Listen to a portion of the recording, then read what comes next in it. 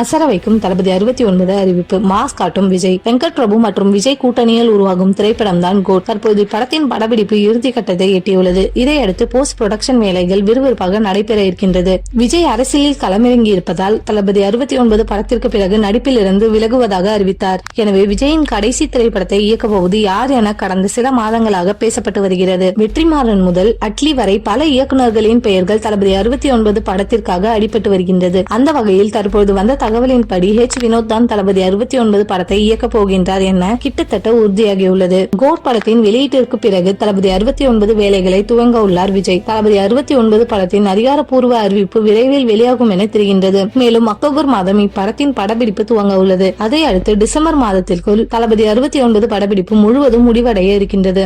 அதன் பிறகு post production வேலைகளை விறுவிறுப்பாக அடுத்த ஆண்டு சம்மரில் இப்படம் வெளியாகும் என எதிர்பார்க்கப்படுகின்றது. அநேகமாக ஏப்ரல் 14ஆம் தேதி தமிழ் பாண்டை முன்னிட்டு இப்படம் வெளியாகும் என்றும் எதிர்பார்க்கப்படுகின்றது என்பது குறிப்பிடத்தக்கது.